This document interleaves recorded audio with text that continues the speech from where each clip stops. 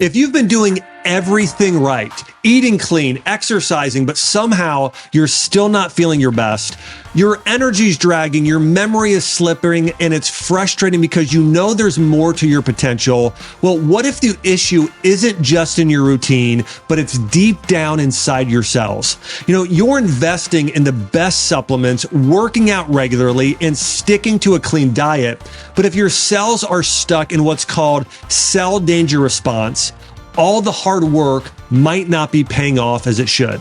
Think of your cells like a house under renovation. You can bring in the highest quality materials like the best supplements and clean foods, but if the workers inside the house are on lockdown because of a storm, nothing gets done. The materials just pile up unused. That's what happens when your cells are in CDR. They can't fully use the good stuff you're giving them. Getting out of CDR, the cell danger response, is the key to unlocking your body's full potential. When your cells are no longer in protective mode, they can finally use the nutrients, hormones, and energy you're working so hard to provide. That's when everything starts to click. Your energy improves, your workouts become more efficient, and you start to feel like yourself again. Go to beyondbloodwork.com to learn how to break free from cell danger response and make the effort pay off. Hey everyone, welcome to Dr. Josh Axe Show, where each and every week we explore the science and principles behind how to grow and heal in body, mind, spirit, and take your health and your life to the next level. Today, I will be talking about the power of probiotics, these tiny heroes that live in your gut microbiome, enhancing your immunity, also supporting nutrient absorption, and so much more. We'll dive deep into the science. And if you're a person today that's struggling with gas or bloating, there are so many men and women today that have those issues. They have gas, they have bloating issues, and it's sometimes it's embarrassing, it's uncomfortable, but they don't realize it's also causing other issues. Maybe you're a person with food sensitivities. You're allergic to this food and that food. Maybe you're a person that's allergic to almost everything, or maybe you have a favorite food. It could be eggs, it could be dairy, could be coffee, could be chocolate, and you can't eat some of your favorite foods. This all has to do with gut bacteria and how that affects your immune system. And maybe you're a person with leaky gut syndrome. Could be autoimmune disease, maybe inflammatory bowel disease. These are all issues related to your gut microbiome and the bacteria in your body. And today I'm going to go through how to boost your probiotic count, create more diversity, and the type of supplements you should or shouldn't be taking. And I'll be going through the science and the foods you want to start consuming to feed the good guys in your gut. And a lot of the content I'm going to go through today will likely surprise you. I also want to say this. Probiotics helped save my life and transform my life. I had to personally, 2 years ago, get on an IV antibiotic for 4 weeks straight, for a whole month straight, because I had a spinal infection that almost took my life. And I'll be going through exactly what I did when I personally had to be on antibiotics. By the way, I had not taken a drug since, I want to say it was like high school. Okay. That was the last time I did. And in 20 years, I had to take the first thing really I'd ever had to take. And when I did, I was worried that my gut would never be the same because I'd spent so many years caring for my gut microbiome, drinking bone broth, taking probiotics, eating sauerkraut. And then I was put in the position where I had to take a prescription antibiotic for an entire month. And I'll go through the exact protocol I went through, including things like clay, something called bacteriophages, doing a number of surprising things when I was put in that situation. And so if you're ever in that situation, or if you've ever taken an antibiotic before, you'll know what you can start to do to rebuild your gut microbiome. Before I dive though into the content, make sure to subscribe to the channel and hit the link in the show notes to subscribe to my weekly wellness newsletter to get my top tips for natural healing delivered straight to your inbox. And by doing that, you're also going to be able to find out my exact protocol that I followed in order to heal my gut, overcome those side effects of the antibiotics, get my bowel movements healthy again, and so much more. Well, I want to start here, and I know that this is sort of getting into the basics before we get into more of the advanced content, but I want to talk to you about what probiotics are. Probiotics are live microorganisms, typically bacteria or yeast, that are essential for your survival. Did you hear what I just said there? You can't live without bacteria living in your gut. In fact, we know based on medical studies, you have anywhere from a 1-to-1 to a 1-to-3 ratio in terms of cells in your body to bacteria in your body. Most people have anywhere between likely 37 trillion to 100 trillion bacteria in their body, and the average person has likely somewhere around 37 trillion cells. And these microbes that live in our gut, and by the way, it tends to be mostly bacteria and yeast. However, there might be beneficial or sort of non-threatening, unless they get out of balance, parasites, mold, fungus, virus. There are a lot of different microbes that live within your body. Every single one of you today has some sort of parasites within your body, have some sort of mold, some sort of virus living within your body. But the good guys, the good bacteria, for the most part, are what keep those things at bay and from taking over your system. And the reality is this as well, that if you have enough good microbes in your body and they are healthy, it's going to improve your digestion. You're going to absorb more nutrients. And so a lot of you today, you're not absorbing your nutrients. So a lot of women today, I see this with them, is they have an iron deficiency or borderline where they just sort of feel weak, they feel tired because they're not absorbing iron. For a lot of men, it's they may not be absorbing selenium or other nutrients. Of course, that's common as well with hypothyroidism. So your issue might be, you might be taking lots of high quality supplements. The problem is you're not absorbing them.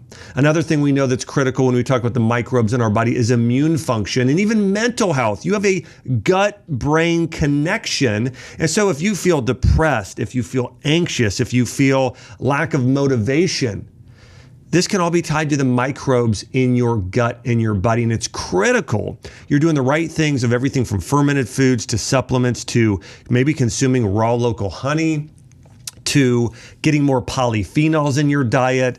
There are many things you can start to do to build up the good bacteria in your gut, which I'll dive deep into how to do that today. Well, I want to dive into specific types of probiotics, ones you want to start getting in your diet to start here that you want to be familiar with. The first one is called lactobacillus. And lactobacillus is found in yogurt and other fermented foods. This is beneficial for diarrhea, may help those who cannot digest lactose, which is the sugar in milk. And so if you are wondering why, well, I don't digest dairy very well, one of the big reasons might be you don't have enough lactobacillus in your gut. And this is why when I have people who want to start introducing dairy products into their diet, I will recommend that they first consume highly fermented goat's milk or sheep milk dairy products, like a sheep milk yogurt or a goat's milk kefir, because when you ferment those, they tend to be much higher in lactobacillus, which helps digest that lactose that many people are sensitive to. Now, another type of bacteria, which is very important at birth, and by the way, if you are not born vaginally, or you don't have that good bacteria that you are exposed to at birth, you can start out being very deficient in this type of bacteria from the moment you are born, and it's known as bifidobacterium. And this is found in some dairy products. In clinical studies, it's been shown to help ease symptoms related to irritable bowel syndrome and other conditions. So again, bifidobacterium and lactobacillus are probably two of the most foundational and the most abundant forms of bacteria that live in our gut and our body. And by the way, there are subtypes of bifidobacterium and lactobacillus that you you can get in different dairy products as well and other food products you might consume. Now, another one I want to hit on here, and this is yeast. When we hear the word yeast, of course, we're familiar with Candida, but there is a type of, which of course, if Candida grows too much is bad for your body. Now, a little bit of Candida in your body is actually fine and good. A little bit of E. coli can be fine and good, but it's when those overgrow or you get too much of them that it can make you sick. And one of these types of yeast is called Saccharomyces boulardii. And again, as I mentioned, it's a yeast probiotic that's found in a lot of probiotic supplements today, and it's been shown to combat diarrhea, bloating, gas, numerous digestive issues, and it's been shown to be maybe the most effective single type of bacteria for treating acne. So if you have acne or inflamed skin, this bacteria is powerful. Again, it's Saccharomyces boulardii, and it is a yeast that was discovered in 1923 by French microbiologist Henry Ballard, okay, which is why it's called Saccharomyces boulardii, okay, after Henry Ballard. And he isolated it from the skins of tropical fruits like lychee and mangosteen. Now, this is years ago. You may have remember there was a big craze around drinking tropical fruit juices that were high in antioxidants like noni juice and mangosteen and acai and numerous other superfruits. So he would allow these skins of these superfruits like lychee and mangosteen to ferment. And then when the locals had skin issues and diarrhea outbreaks during actually a cholera outbreak, he would give it to them as a form of medicine, and it helped cure them. And today there are numerous studies on Saccharomyces boulardii. Number one, for gut health. It's been shown to restore gut flora and combat diarrhea, especially those diarrhea that's associated with the use of antibiotics or infections or traveler's diarrhea. So if you go to another country, get some sort of infection, you have loose stool or diarrhea or dysentery because of it, this is the type of microbe you want to take, Saccharomyces boulardii. If you get prescribed an antibiotic drug and you get on antibiotics, this is a yeast that you want to make sure is in your probiotic supplement. Or if you have a type of viral infection or some sort of infection going on in your body, this is a sort of bacteria or yeast specifically you want to be taking. Now, also it's been shown to have an anti-inflammatory response. It reduces inflammation in the intestinal wall, which in medical studies has been shown to be helpful for IBS and IBD like Crohn's and ulcerative colitis. Also, it's been shown to protect against pathogens like C. diff, known as Clostridium difficile, and Candida albicans. Remember, Candida albicans and a lot of the issues we talked about with skin and acne, this is such a powerful bacteria / yeast, and it enhances immunity, supporting immune and gut function. So what you want to do when you're buying a probiotic supplement, you can simply flip it over and look at, okay, what are some of these species? What are some of the, more specifically, the strains of probiotics that are in this formula? And Saccharomyces boulardii is one you oftentimes want to make sure is in the formula with some of those benefits. Now, I want to hit on probably my favorite probiotic. Now, there are many types of probiotics out there, as we've already discussed. This is one of my absolute favorites. It's called Bacillus subtilis. It is known as a spore-forming bacteria. It actually is a rod-shaped bacteria that's found in soil, water, air, and plant surfaces. And it's one of the most resilient bacteria. It can survive really extreme conditions, which, by the way, your gut and digestive tract, that's extreme conditions. Because when you eat food or you consume anything, once it gets to your stomach, there is an incredible amount of acid in your stomach, which tends to kill off most bacteria. So it doesn't survive past that. And there's also a lot of heat in your body. So most bacteria will die with heat and with acid. This bacteria, though, survives. And it's been shown to act like a bulldozer, clearing out Candida, bad bacteria, E. coli, pathogens from your system. So imagine you've got all this bad stuff in your gut. It's the bulldozer that is removing all of it from your body. This is also why there are actually specific types of Bacillus subtilis. There's one called AB22, and it's been shown to clear out glyphosate. That chemical found in Roundup and herbicides and pesticides today, it's been shown to remove it from your body with incredible power. And so, in fact, it is probably the single most powerful thing you could take to detoxify your gut. So a lot of people today try and take fiber, or they try and do a detox with things like milk thistle or dandelion or green juices or fasting. None of those are as powerful as using Bacillus subtilis when it comes to cleansing your gut, according to studies, in my professional opinion. One of my best friends and someone that we've had on the show here, Jordan Rubin, he healed himself from ulcerative colitis and Crohn's disease that he was diagnosed with by taking high doses of Bacillus subtilis and other spore-forming bacteria, because it helped really clear out the mucus, the parasites, the bad bacteria, and a lot of the chemicals out of his body. Now, Bacillus subtilis is also found in the highest amounts in the diet of the countries that have the highest lifespan. And one country in particular I want to mention here is Japan. When you look at a traditional Asian diet, it is very high in this type of bacteria. In fact, the number one place you're going to find this is in a traditional fermented soybean dish in Japan called natto. And have you heard of a compound called nattokinase? Well, that's another compound we could talk about another time, but also Bacillus subtilis is found in fermented soybeans like natto, and it is a key part of a Japanese diet. And again, they have the longest lifespan. I think part of that is due to their intake and having high levels of Bacillus subtilis in their diet. Now, also you can find Bacillus subtilis in fermented vegetables and certain types of sourdough bread. You're also going to find it in soil-based organism, SBO probiotic supplements as well. But this is one I think that's very good if you're struggling with an infection, with a virus, if any major health condition. This is, I believe, the most powerful probiotic on the planet. According to medical studies, again, number one, it kills off and removes bad bacteria and harmful bacteria from your body, and has antiviral properties and a number of other benefits. It supports your immune cells. It also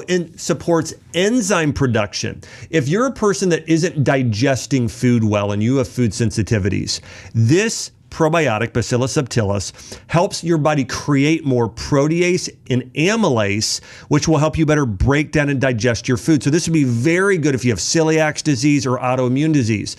And also it's very anti-inflammatory for the gut. So numerous benefits here of Bacillus subtilis. Now, we talked about natto here and fermented vegetables and having probiotics in there like Bacillus subtilis. Now, I want to mention another Japanese superfood here you may not have heard of yet, and it's actually made from fermented soybean, salt, and koji mold. It's called Aspergillus orzae. And the fermentation for this product used in Japan dishes can last from anything from weeks to even years, resulting in a very rich umami flavor. By the way, in the Western world today, United States and Canada and Europe and Australia, we tend to do sweet and salty. Okay, when you go to countries like Japan and Asia and in the Middle East, you're going to get a lot more of this umami flavor and a little bit more of the bitter flavors. And this umami flavor in Chinese medicine is known for boosting the immune system. So sour tends to be known for boosting your detoxification system. Bitter is known for supporting heart health, cardiovascular health, and detoxification. Salt is known for supporting your kidneys and your adrenals and your thyroid. We know that sweet is known for supporting your pancreas and your spleen in small amounts. But umami is most impactful for your lungs, for your colon, for your immune system. And the umami flavor, the flavor is going to be if you've ever had aged cheeses, or if you've ever had, let's say, certain mushroom dishes, or had things like miso. It's that even bone broth to a degree has a little bit of that umami flavor, and it's more what we'd call pungent, with loads and loads of health benefits there. And the benefit of getting more of these umami flavors, and again, raw cheese is a great example of this, or this fermented dish we talked about in Japan. But the benefits of getting more umami foods are umami foods tend to have more good bacteria. They tend to be more moving of what's called your lung qi in Chinese Japanese medicine, which is basically your cardiovascular health and creating more circulation for the body. And so there's loads and loads of benefits there. So one thing I'd encourage you to do is get more umami flavors. Dairy tends to be more umami, especially fermented and aged dairy and mushrooms. Those are those flavors there that have loads and loads of benefits. I want to go through a few superfoods rich in good bacteria that you're going to want to be adding into your diet. And the first one here is miso. Okay, miso has been used in Chinese medicine and Japanese medicine for thousands of years. It has a rich umami flavor. And by the way, umami is the taste of things like, of course, miso, raw cheeses, fermented dairy, and certain mushrooms are going to have more of that umami flavor. You know, in the United States, in the Western world today, Australia, Europe, we tend to do a lot of sweet and salty. We're missing umami. We're missing bitter. We're not getting enough sour. And all of these different flavors activate different organ systems. So for instance, we know that sweet activates the pancreas, right? You want a little bit of sweet, but too much actually overburdens it, which is why too much sugar causes diabetes. Sour activates the liver, so support your detoxification channels. It can also be good for the lymphatic system. Bitter activates a different part of the liver and your lymphatic channels and your heart, supporting benefits there. So think about something like coffee, right? The bitterness of coffee or chocolate, those have been known to be good for heart health due to the unique antioxidants found in coffee beans and cacao. Also, we're looking at things like, I mentioned sour earlier, Granny Smith apples, certain fermented foods. Those are good for detoxification. Salty is good for the kidney, the adrenal glands, the thyroid. We know, of course, there's naturally occurring iodine in seaweed, and sea salt in there as well. So things like that. And then umami is known for being very good for the lungs and the colon, so your immune system, and creating more circulation in the body due to the pungentness and those pungent flavors. So miso is an incredible superfood that is high in a type of bacteria called Aspergillus oryzae. And it's rich in probiotics. It's very nutrient dense. Good for heart health, great antioxidant benefits, but good bacteria. So miso, what you can do is take a tablespoon of that and add it to chicken dishes. You can add it to hummus. Anytime I'm making chicken soup, I just add a couple big tablespoons of miso there, adds a little bit of good flavor, a little bit of umami, a little bit of saltiness there. And so miso, loads and loads of benefits there. You can really benefit from that. And then another great one in Japanese medicine is natto. We talked about this earlier. It is rich in that soil-based organism known as Bacillus subtilis. In addition, natto is rich in nattokinase, which I believe is one of the top 3 supplements you should be taking if you're suffering from long COVID. One of the reasons it's so powerful is it's actually an enzyme that works by reducing blood clots in your blood. And if you've heard, I'm sure all of you are aware, one of the complications of people that have come down with COVID is myocarditis. There's a lot of men that have passed. In fact, I have an uncle that I was very close to at 59 years old who died of myocarditis due to, due to, I think, something that he had taken, something injected into him. And then because of that, he ended up getting, we believe, he had myocarditis is what happened. And so, but all that being said, nattokinase, I think, is maybe the single greatest supplement you could take if you're still suffering from long COVID, because this enzyme goes into your blood and starts breaking down that blood that gets too sticky and coagulated and starts to help it become more viscous, more healthy. So nattokinase, I think, is the greatest cure for helping create healthy blood, because it is an enzyme. Again, this is found in natto. And so you can actually eat natto or buy a nattokinase supplement or a natto supplement that has both nattokinase and Bacillus subtilis, but loads of benefits there. Another benefit of natto, it's high in vitamin K2, which is great for calcium metabolism and bone strength. Of course, it supports your gut bacteria and your digestive health as well when we're talking about natto. Now, I want to talk about why Probiotic deficiencies are so common today. If someone were to come up and ask me, Dr. Axe, what are the top 3 deficiencies all across America today, Europe, the Western world? Okay. Now, if we would go to the third world, my answer would be a little bit different. A vitamin A would be on that list, and some other nutrients. But the Western world today, most of you listening, at the very top of the list is going to be probiotics and vitamin D. I'm probably going to have magnesium on there a little bit after, and maybe even things like choline and certain types of B vitamins. But I'm going to have vitamin D, and I'm going to have probiotics probably as number 1 and number 2 on my list. And the reason why we are so deficient in probiotics today is due to the overuse of antibiotics and our modern diets lacking fermented foods.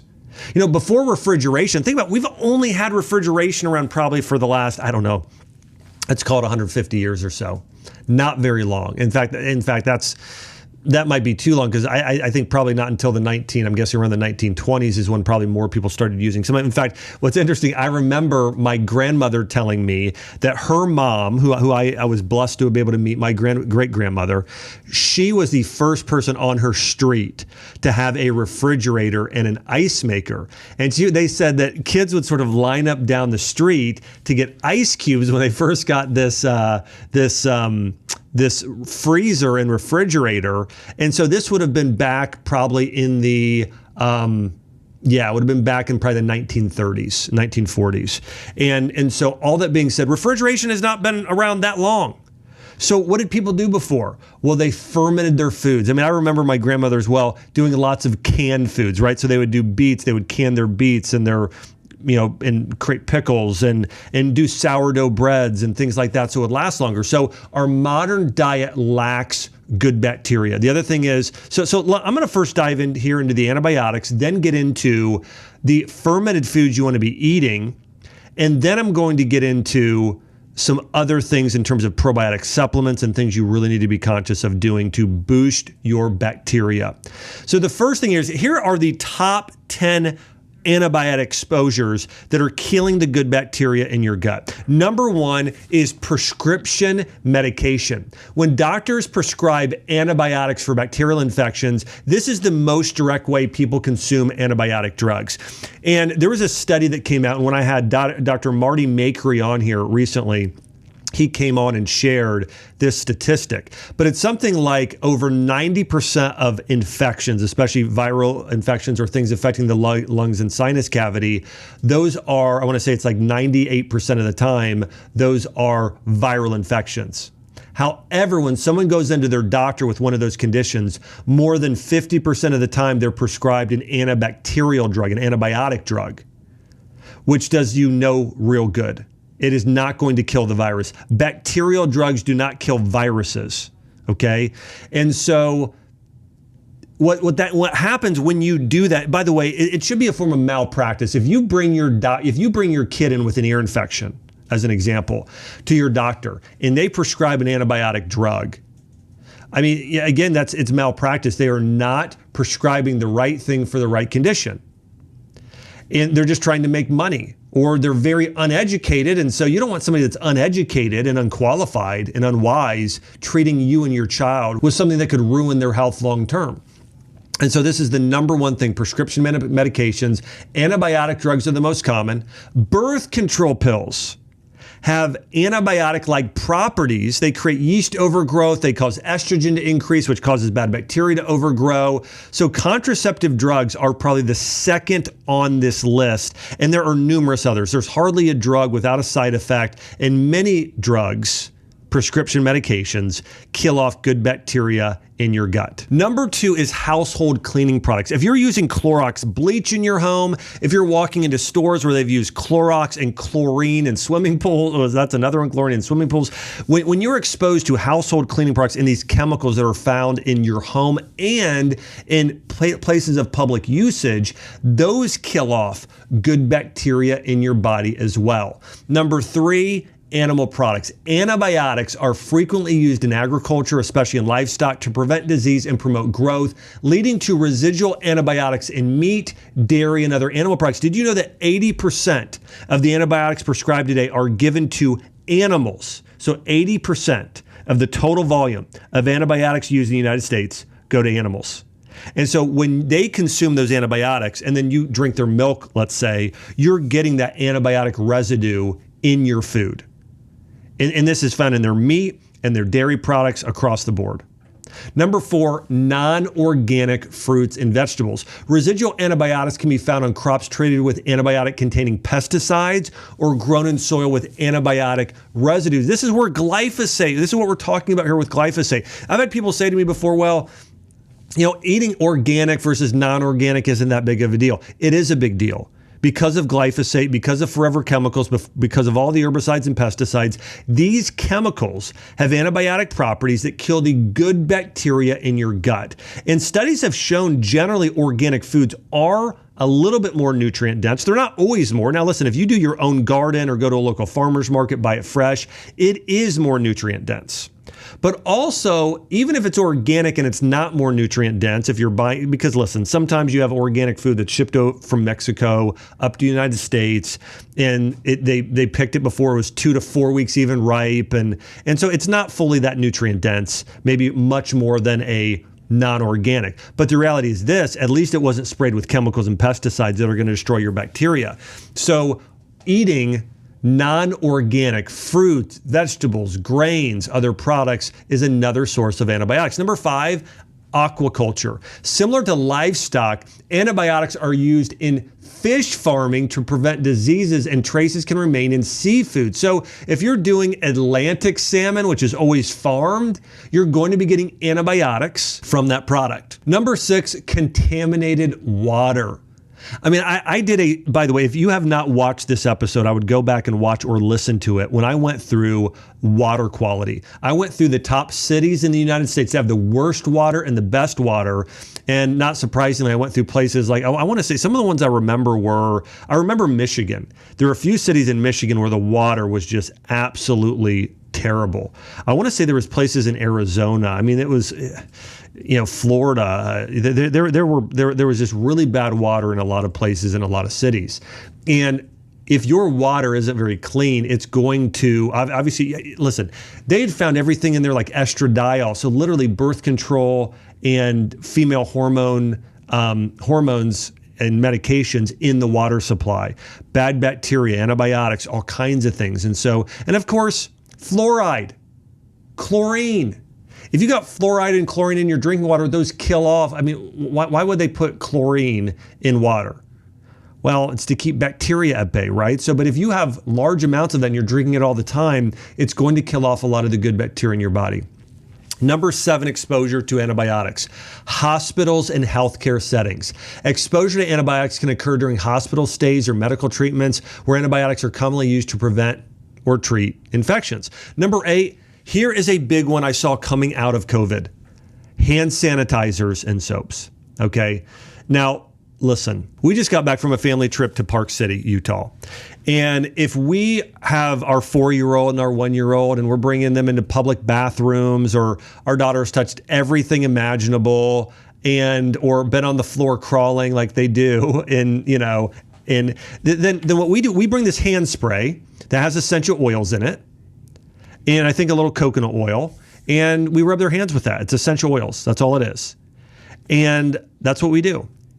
But we don't lather them down with or use the hand sanitizers that are in these public places, because they're loaded with a chemical called triclosan, along with other antibiotics that kill off a lot of the good bacteria. They even damage your skin, age your skin. And so I would say, these hand sanitizers, I remember going through COVID and people, I mean, literally everybody that walked in was like coating their arms and their hands and their whole body with these hand sanitizers. Those are very toxic to the good bacteria in your body. So find an essential oil-based hand spray and use that instead.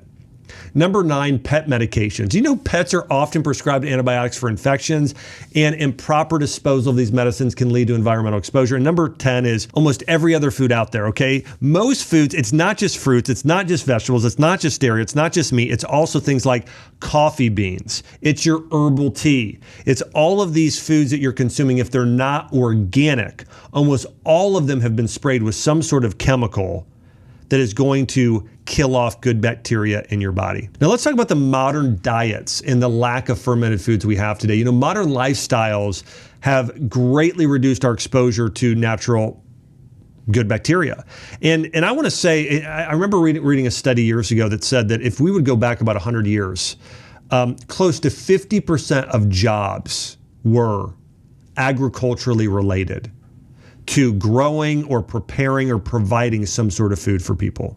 I mean, that almost 50% of people spent so much more time outdoors. When they were traveling, they were walking outside.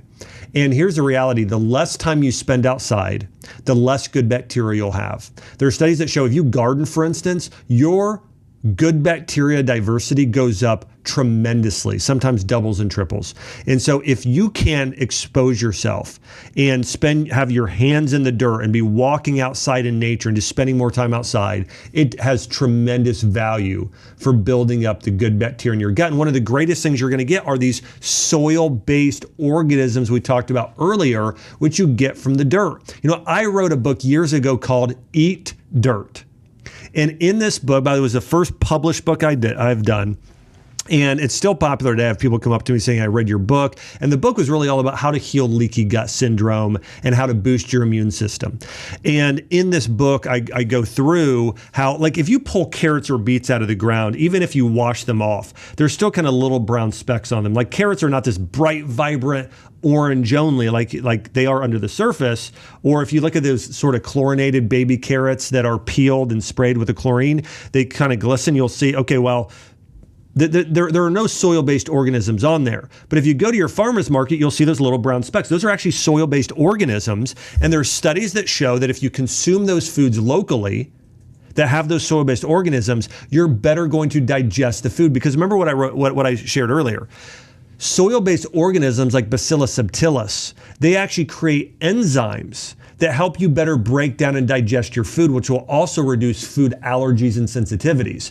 So the more that you can eat local, the better it will be for your body. And the other thing is, so the big things here are, we're spending less time outside. We're spending less time in the dirt and soil. We're spending less time eating foods that are local, and we're not spending as much time fermenting our food to preserve it, so there's less bacteria there. So those are all things that can naturally build more and more bacteria and a more diverse bacteria in your gut microbiome. And they're in probiotics, remember, they're not just bacteria that are living in your body just to be there. They are the majority of your immune system. We've all heard this stat by now that 70% of your immune system is in your gut. And most of that immune system is the bacteria. So without the bacteria, you almost don't have an immune system. Think about that. So the more good bacteria you have, the more diverse it is, typically the stronger and better your gut is. Also, we know probiotics are essential for digestion and nutrient absorption. If you're a person struggling with gas, bloating, SIBO, anything like that, loose stool, constipation, diarrhea, you need to be taking probiotics and getting more probiotics in your diet. I want to hit on one study here. There was a study on GI issues, and they found that probiotics help with IBS, some studies showing up to a 50% symptom reduction. By the way, I saw another study that found that you tend to want to do a higher dose than you think. In fact, there are brands out there that have probiotics that go up to either nearly or close to around 1 trillion probiotics per serving. And those types of probiotics performed better than probiotics at the lower doses. So if you're a person with a major issue, you don't want to just be taking 10 or 20 billion CFU of probiotics. You want to be doing higher doses of probably 500 billion to 1 trillion probiotics if you have IBS or you have IBD or you have leaky gut or you want to really detoxify. You want to be doing a higher dose probiotic. I had somebody recently I'm working with, and he went on a trip to Mexico, came back, has a parasite. And so I have him doing 1 trillion probiotics a day as a supplement and doing food probiotics as well. Also, there are studies showing urinary tract infections. Probiotics being very, very effective for urinary tract infections, yeast infections. We talked about diarrhea as well. According to the National Institutes of Health, probiotics are effective in treating antibiotic-associated diarrhea, which affects at least 30% of people who use antibiotics. And another study found they are 50% effective. Another study found in children up to 70% effective at relieving that symptom. And I would say the people that only saw that 30% effective rating, they might have not been taking a high enough dose and not doing some of the other things they needed to do dietarily. There are also studies on probiotics relieving IBS. Again, we mentioned bloating, we mentioned abdominal pain, at least 21% of the time. And there was something called the Cochrane Review. This looked at 63 different studies. And it found that probiotics can reduce the duration of diarrhea by about 25 hours and decrease the likelihood of diarrhea by about 4 days, or reduce it by close to 60%. So lots of benefits here when we're talking about GI issues of taking probiotics. Now, I want to go through a few studies here. Studies suggest that lactobacillus bacteria is effective when taken in doses of at least 10 billion daily. So even if you're only getting 10 billion, that's effective enough to make an impact. However, many people need to be doing much, much higher doses than that. And very similar with Saccharomyces boulardii, 10 billion CFU daily for 5 to 10 days actually helped reduce the duration of diarrhea and loose stools. However, again, I believe most people need to be doing much higher doses than that. Now let's talk about nutrient absorption. I want to share with you a story. I had a patient come in once, and she came in with these 2 Whole Foods bags full of vitamins and supplements. And when she came in, I told her, I said, listen, I think you've got really expensive urine. I said, what I'm seeing here when I look at your blood, because we did a blood test, and her nutrient absorption was very poor. She was low in B vitamins. In fact, she'd been getting vitamin B12 shots because she wasn't, because her numbers had been so low. And I said, here's what we're going to do. We're going to put you on a very, very high dose of probiotic, and I'm going to put you on a probiotic diet. And 3 months later, every single nutrient she was deficient in, which is numerous, she was over 10 and incredibly deficient in B12, all normalized completely. And I didn't put her on another supplement outside of very high dose probiotics, very high dose. And the studies show that if you take a probiotic supplement, it can double your absorption of B vitamins. This was at a Stanford study. They also shows that you'll create more beneficial fatty acids that your cells need to function properly, like butyrate. This is also really critical for cellular energy. So for cellular health, you need good bacteria as well, because it'll create B vitamins. It'll create butyrate. It'll help your body create enzymes. So probiotics not only help you absorb things, they help you create things like B vitamins and enzymes, critical for detoxification and for cellular energy. Now, I want to mention again the benefits of taking good bacteria and its benefits around detoxification. Certain strains I mentioned earlier, like Bacillus subtilis, we talked about how that soil-based organism acts like a bulldozer, clearing out bad bacteria. Well, it has a relative called Bacillus coagulans, which acts in a similar way. It's been shown to help fight harmful bacteria and break down harmful substances like glyphosate, aiding detoxification process as well. One study found it reduced oxidative stress and inflammation in the intestines when it's irritated. This could be really important if somebody has diverticulitis, as an example, or any type of inflammatory bowel disease. There's another study that found when you're taking Bacillus subtilis, inflammation markers like C-reactive protein start to drop down. So we're talking about taking bacteria like probiotics. People tend to not think about it like this, but these studies show that it's reducing systemic inflammation in your entire body, not just your gut, in your entire body when you're taking the right types of probiotics. And when you're taking the right type of probiotics, getting it in food and supplements, and also taking the right type of, which we'll hit on in a minute, the right type of prebiotics, your body is going to be stronger. Your entire immune system is going to be stronger, better to fight infections, better able to fight cancer, better able to fight UTIs, respiratory infections, just infections across the board. In fact, there was a systemic review in the International Journal of Infectious Disease, and here's what they found. Probiotics also fight viruses, including COVID-19.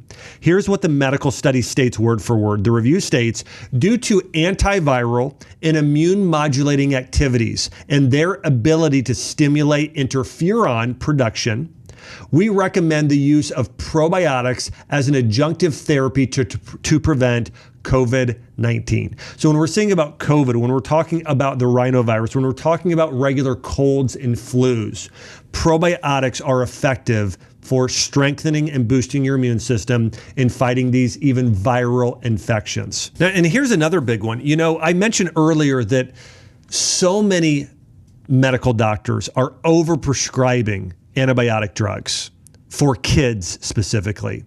And one study found that we can reduce the use of antibiotic drugs simply by giving children more probiotics. They found probiotics have been shown to reduce the need for antibiotics in children. A study found that infants and children who consume probiotics daily had a significantly reduced need for antibiotic treatment. So you don't just want to do this when you're sick or your kids are sick. You should be taking probiotics year round. I mean, I've taken probiotics almost every day as a supplement for probably over 15 years, that long. And I know the people that I know that are the healthiest are doing those things on a regular basis. In fact, we give our 1-year-old a probiotic. We give our 4-year-old a probiotic. Chelsea and I take probiotics regularly as well. By the way, there are also studies showing that taking good bacteria is very powerful at fighting depression and anxiety and improving mental health. Here's what they say in the study. Treatment with antibiotics or prebiotics may decrease the severity of these mental disorders by altering the gut microbiota. And another journal found that 6 out of 10 studies found that groups taking probiotics experienced significantly greater improvements in depression, anxiety, and mental health compared to other groups. And so we know, because think about this. If you're have more good bacteria, you're absorbing more magnesium, you're absorbing more vitamin D, you're absorbing more iron, you're absorbing more B vitamins, and these things are important for methylation. So you're going to have a better mood when your gut microbiome is healthier and you have a better balance of good bacteria in your gut.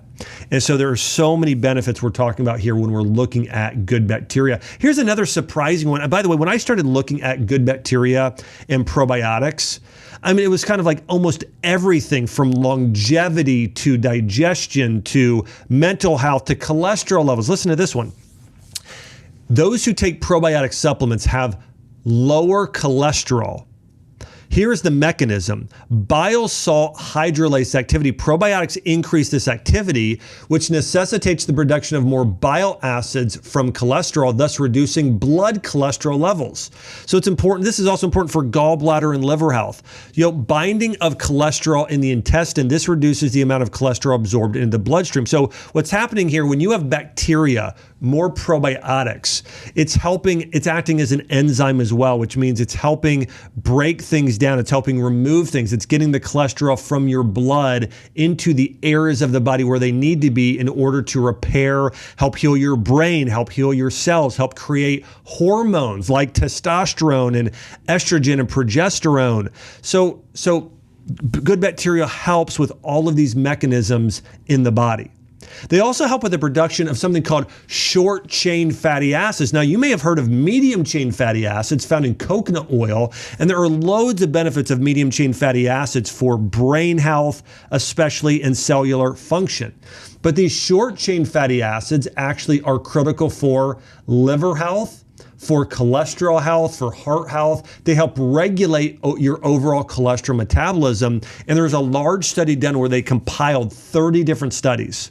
And they found that those who took a probiotic supplement had nearly 8 mg/dl lower LDL and higher HDL levels compared to others in the groups over about an 8-week trial. Here's another surprising one. Probiotics help you lose weight. Certain probiotic strains may help with weight loss and prevent obesity, particularly strains of lactobacillus, which have been shown to reduce belly fat. There was a 2024 study that was published in the Obesity in Science and Practice journal, and they found that the use of probiotics in the absence of dieting produced a significant reduction reduction in body weight and mass index in 66.6% of the reviewed studies, a significant reduction in waist circumference in 80% of the reviewed studies, and an improvement in total body mass and waist circumference. So we're talking about 80% of people that took probiotic supplements had an improvement in their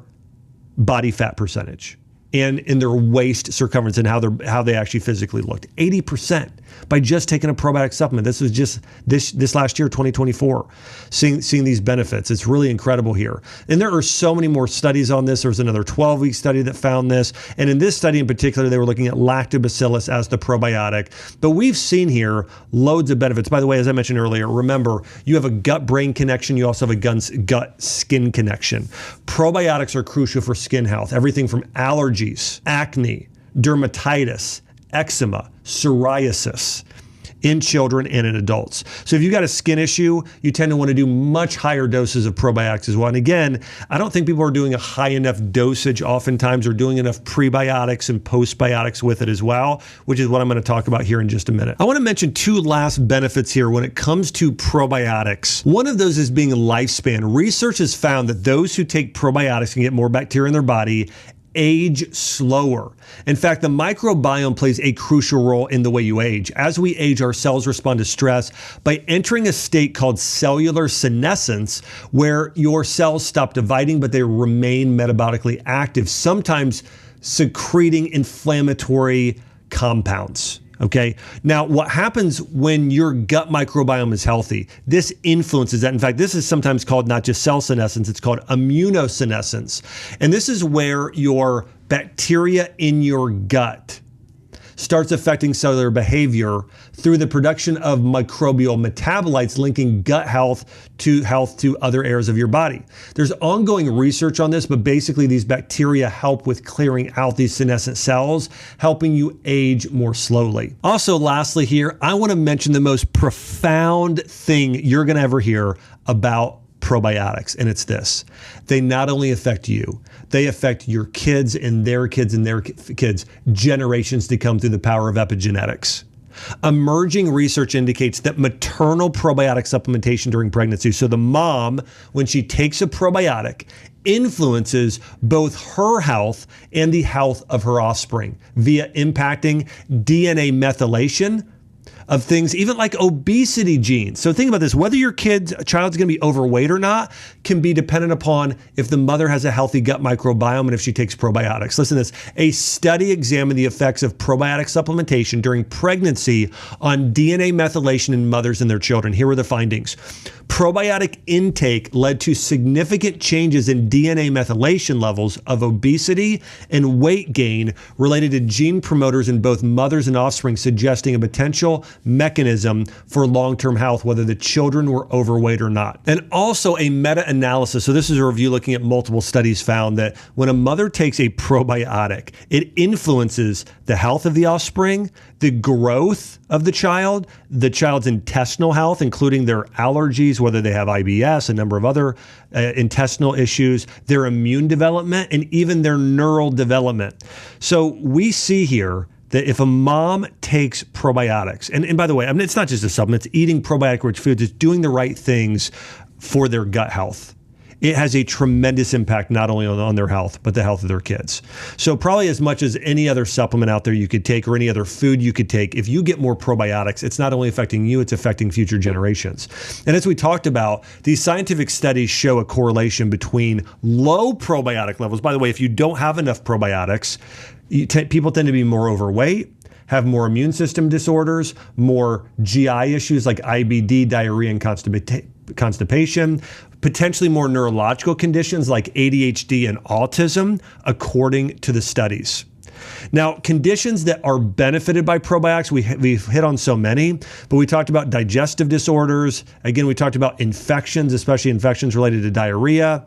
We talked about skin conditions like acne, eczema, oral health, this is big. Mental health, this is big. I even think for athletes, for nutrient absorption. So there's a lot of things here. Now, in addition to probiotics, here's the reality. You need more than just probiotics to have a good healthy gut. You need prebiotics as well. And prebiotics are compounds in foods that induce the growth of these healthy microorganisms like bacteria and funguses. And they are non-digestible fibers that the human body cannot digest, so they serve as food for probiotics in your gut flora. So prebiotics tend to be fermented by the gut, particularly probiotics, which promote their growth. And some of the foods that are the richest in prebiotics include superfruits like amla berry. In fact, there's an ancient formula called triphala, and it's 3 berries. Okay, one of those is amla berry, but this is used in Ayurvedic medicine, and studies have shown this to increase lifespan and to be maybe the greatest prebiotic food out there today. And again, it's called triphala. That's spelled Triphala, triphala, and it's a 3-berry blend that's very high in prebiotic fiber and in polyphenols and antioxidants that cause good bacteria to grow. So that would be high on my list. Bananas are high, onions, garlic, leeks, asparagus, artichokes, certain whole grains as well. These are going to help boost the good bacteria in your gut because they serve as food for the probiotics, a type of fertilizer. Now, in addition to getting more, and if you want to get more of these prebiotics, again, you want to be eating, here's the deal. It's a lot of fruits and vegetables, okay? Eat a lot of fruits, eat a lot of vegetables, do some fermented grains, like a sourdough bread using whole grains that are higher in fiber, like oats. Again, garlic and onions, artichokes.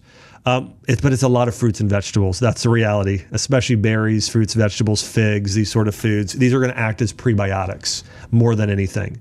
So you need to do a lot of those, mostly in cooked or just as good as raw, or better, actually.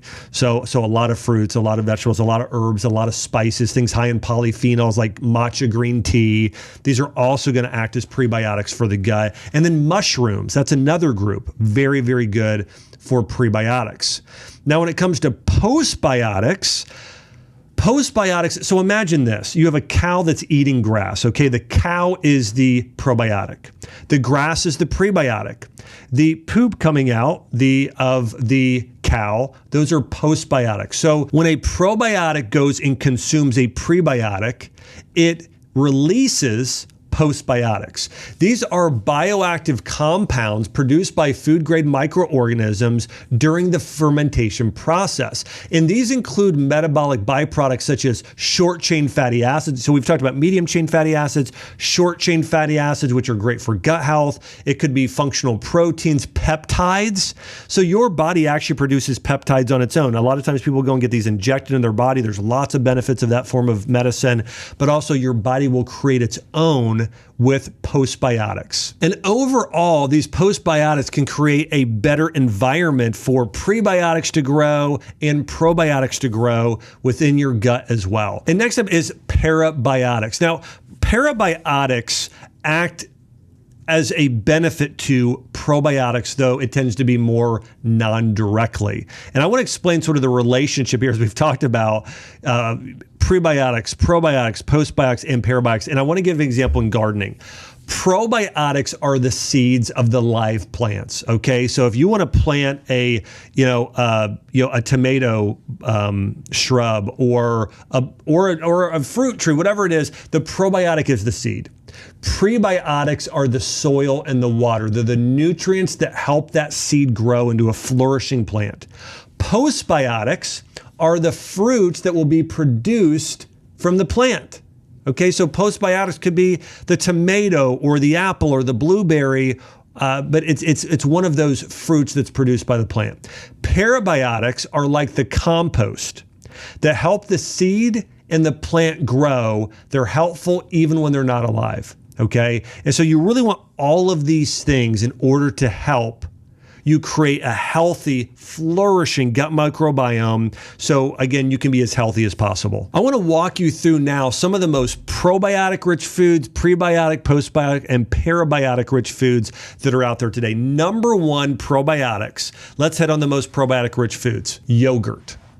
Yogurt is rich in live cultures. In fact, yogurt and kefir are my top 1 and 2, tend to be the highest in bacteria. Now listen, you can do a dairy-based yogurt or kefir. If you do so, I recommend doing one that has A2 milk. That could come from an A2 cow or a sheep or a goat, but yogurt and kefir are very high on the list. You can do them from water, you can do them from coconut, so it can be dairy or non-dairy, either way. Yogurt and kefir are fermented dairy beverages with loads of benefits. The next would be sauerkraut and kimchi. This tends to be fermented cabbage, also sometimes carrots and other vegetables in there. So sauerkraut and kimchi are also powerful. Next on the list would be kvass. That could be fermented vegetable juices, like fermented beet juice is drank in many other countries, so kvass. The next on the list would be natto and miso. These come from fermented organic soybeans from countries like Japan, but miso and natto, loads and loads of benefits there with the probiotics. Another one here is raw cheese. There's another dairy product. Raw cheese and cottage cheese can have some good bacteria in them, which a lot of times you'll know something as probiotics based on its sour flavor. Now, there are other things out there, kombucha, which is less beneficial. In fact, people that have a lot of dampness or candida, you actually don't want to consume kombucha, but doing a little bit on occasion can be fine for a lot of people. That also is rich in probiotics. And then sourdough bread. Real sourdough bread also has great probiotics in it. And there are also some ancient things that were created traditionally, everything from pickles to ketchup that actually have a very small amount of good bacteria if you made them yourself at home. But I would say that those are the most probiotic-rich foods out there. The yogurt, the kefir, the kimchi, the sauerkraut, the miso, the kvass, the raw cheese, the sourdough breads.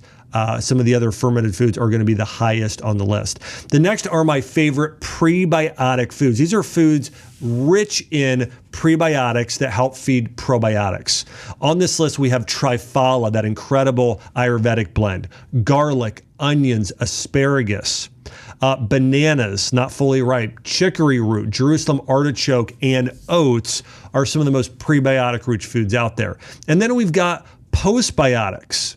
These are metabolic byproducts produced by probiotics that we talked about: kimchi juice, kombucha, sourdough bread, natto, fermented pickles, apple cider vinegar, and certain cheeses like Parmesan cheese. These have postbiotics in them. So apple cider vinegar, this is why it's so beneficial. Apple cider vinegar doesn't really have much probiotics in it.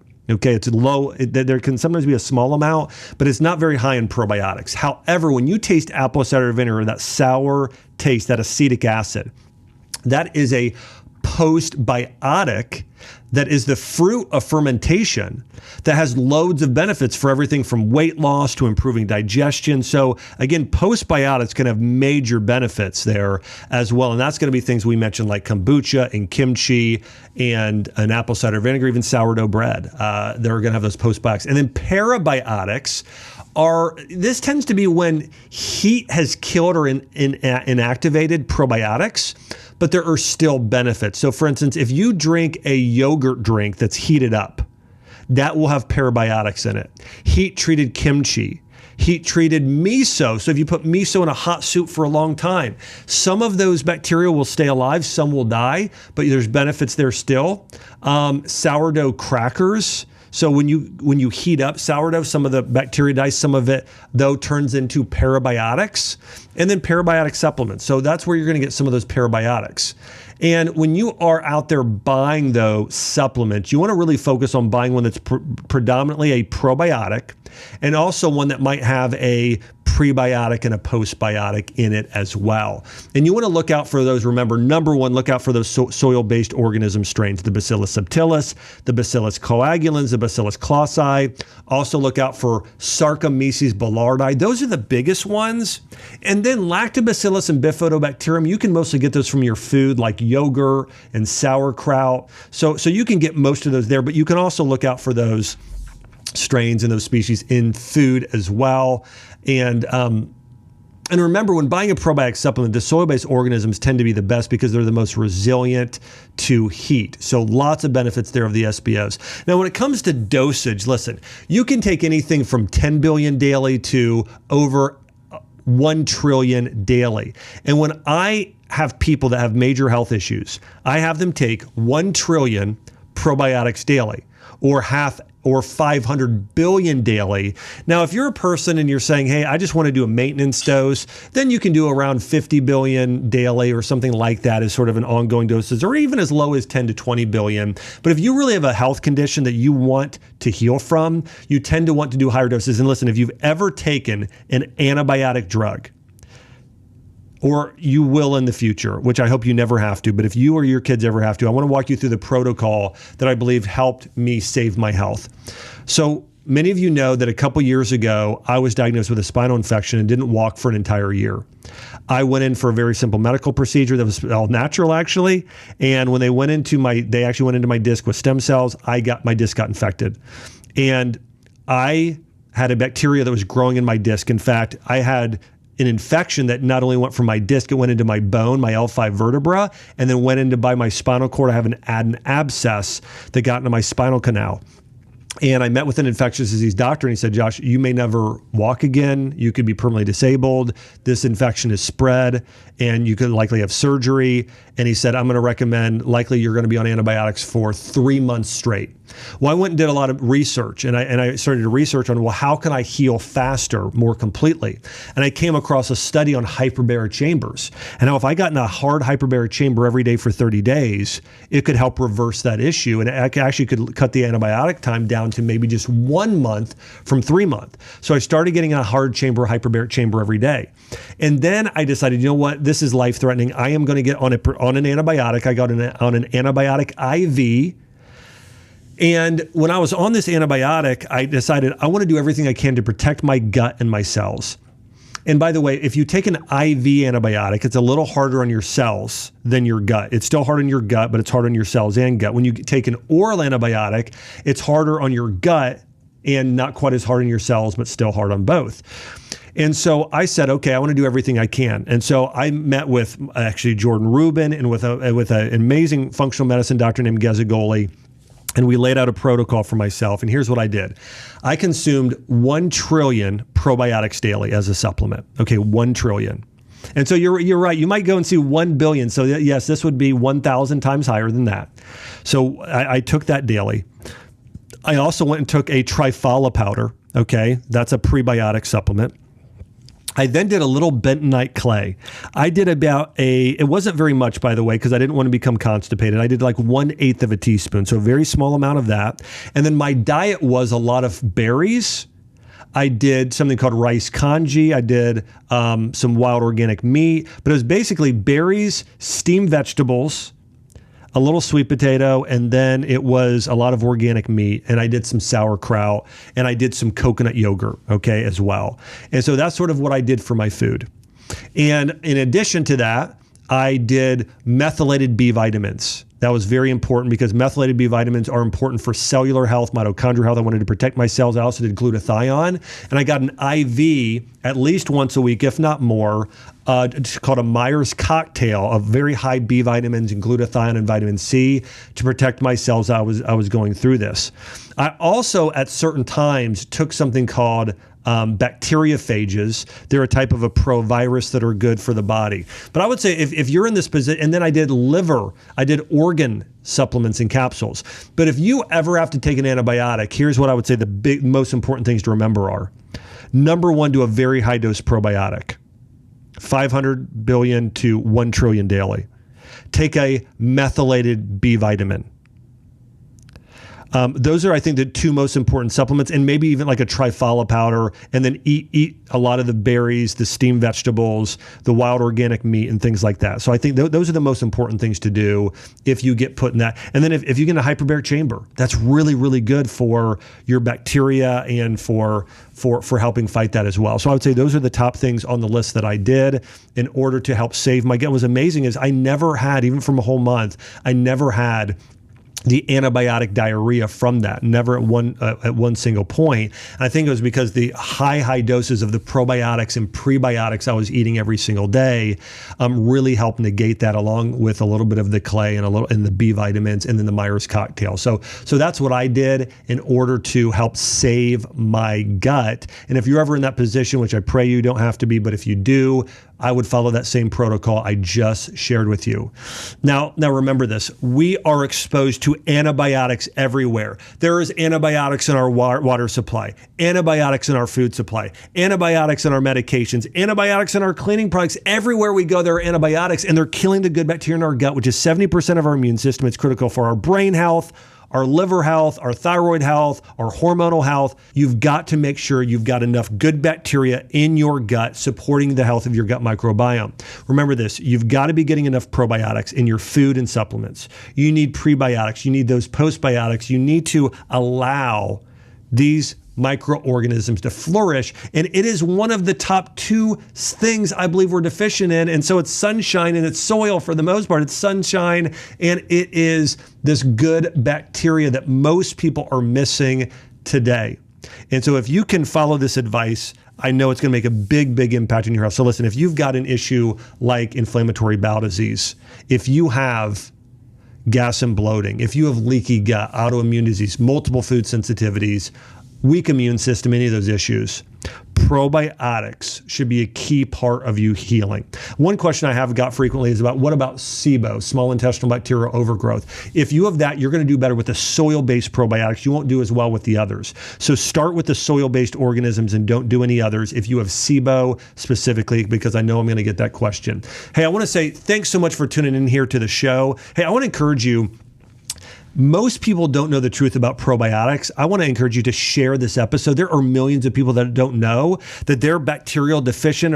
How many people have you know people that are taking those hand sanitizers and rubbing down their whole body with it, right? If you're at the airport, the grocery store, people are using it all the time. And if people knew how bad it was for them, they wouldn't keep doing it. So thank you so much for all of you that are on mission with me, that are sharing this, that are liking it, that are leaving comments on social media and on YouTube. And thank you all of you that are subscribers that are making a difference with me in the world. And again, I hope we've got so many more great episodes coming out here, by the way. This is going to be the best year yet for the podcast. So don't forget to subscribe. We got some amazing special guests coming up. A lot of really well-known doctors and practitioners and celebrities that you're just going to, I think really bless you in your health and your knowledge. So thanks so much for sharing. Thanks so much for subscribing. I'll see you on the next episode.